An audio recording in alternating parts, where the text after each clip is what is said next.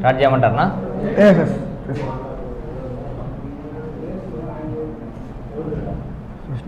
పవన్ ఓకేనా?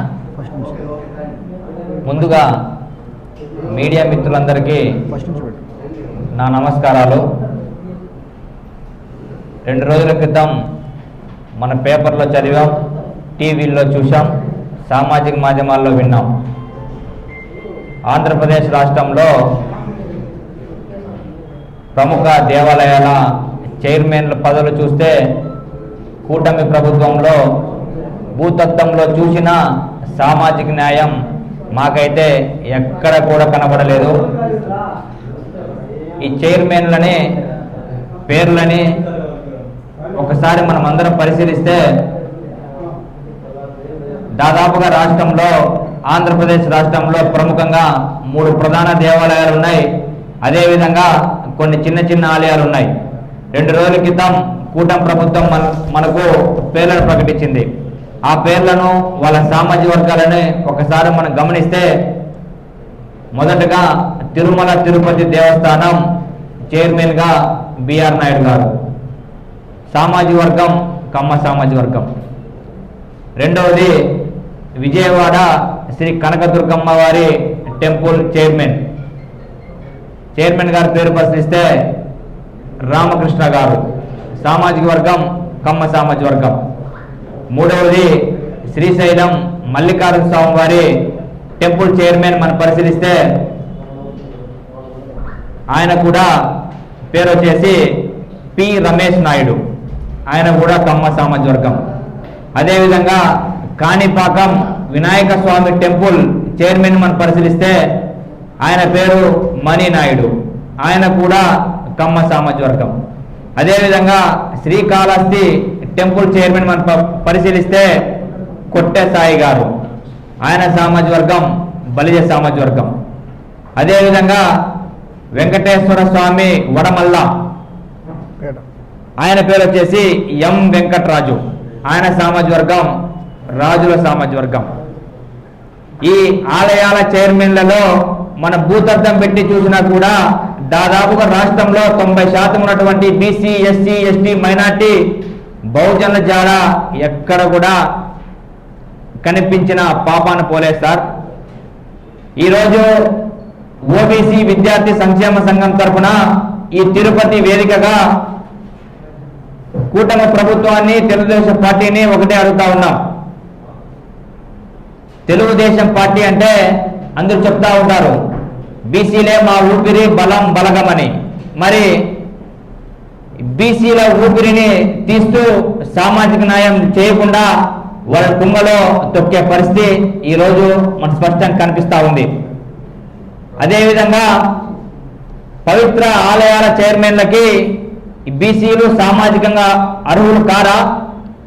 ఈ పాలక మండలిని శాసించడానికి బీసీలు సామాజికంగా అర్హులు కారా అని అడుగుతా ఉన్నాం. అదేవిధంగా కూటమి ప్రభుత్వం అంటే 2 కులాలకే పదవులు అని చెప్పేసి మేము అడుగుతా ఉన్నాం.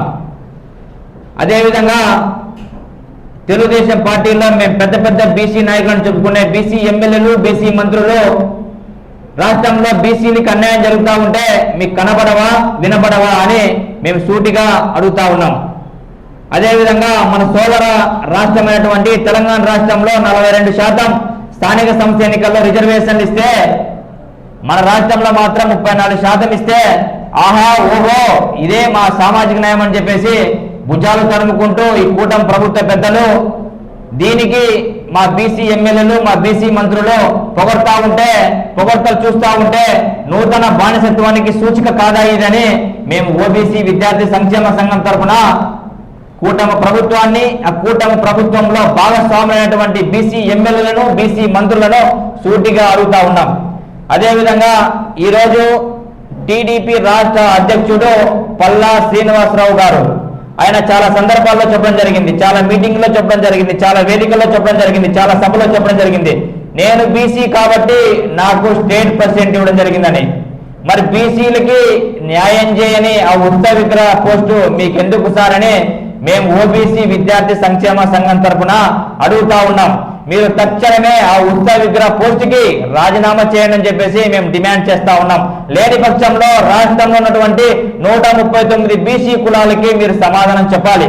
బీసీలు అంటే ఓటర్లే, బీసీలు అంటే ఓటు యంత్రాలుగానే ఉంటారు, బీసీలు అంటే కీలు బొమ్మలుగానే ఉంటారు, బీసీలు అంటే అధికారం వచ్చేంత వరకు కేసులు పెట్టుకోవడానికే, బీసీలు అంటే కూటమి ప్రభుత్వానికి రక్షణ కవచాలుగా మాత్రమే ఉంటారు. కాబట్టి మీరు అధికారానికి పనిచేయరని చెప్పేసి పల్లా శ్రీనివాసరావు గారు 139 బీసీ కులాలకి సమాధానం చెప్పాలి. లేని పక్షంలో తక్షణమే రాజీనామా చేయాలని చెప్పేసి మేము ఈ సందర్భంగా డిమాండ్ చేస్తా ఉన్నాం. అదేవిధంగా మీరందరూ చూస్తూ ఉంటాం, గ్రామీణ స్థాయి టెంపుల్కి మాత్రమే బీసీలు ఆలయ చైర్మన్లుగా పనిచేస్తారు. రాష్ట్రము దేశ స్థాయి టెంపుల్కి మాత్రము బీసీలు ఆలయ చైర్మన్లుగా పనిచేయాలని చెప్పేసి కూటమి ప్రభుత్వము మొన్న విడుదల చేసిన దీంట్లో స్పష్టంగా మనకు అర్థమైంది. అదేవిధంగా ఇంకోటి ఏంటంటే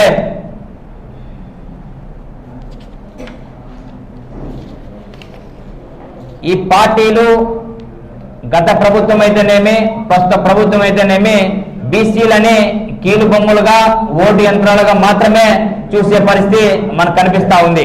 అదేవిధంగా ఈ రోజు రాష్ట్రంలో ఉన్నటువంటి బీసీ అన్నలకి, బీసీ అక్కలకి, బీసీ చెల్లెలకి, బీసీ విద్యార్థులకి, బీసీ యువతకి, బీసీ మేధావులకి మేము ఒకటే విన్నవిస్తున్నాం సార్.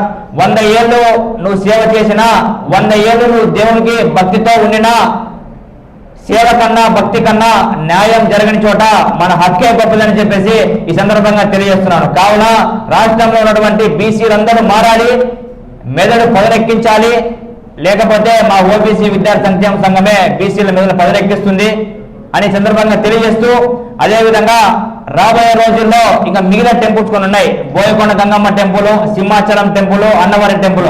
అట్లీస్ట్ వీటిలోనైనా కూడా సామాజిక న్యాయం ఈ కూటమి ప్రభుత్వం పాటిస్తుందా, లేకపోతే కూటమి ప్రభుత్వంలో ఒక సామాజిక న్యాయం ఉందండి.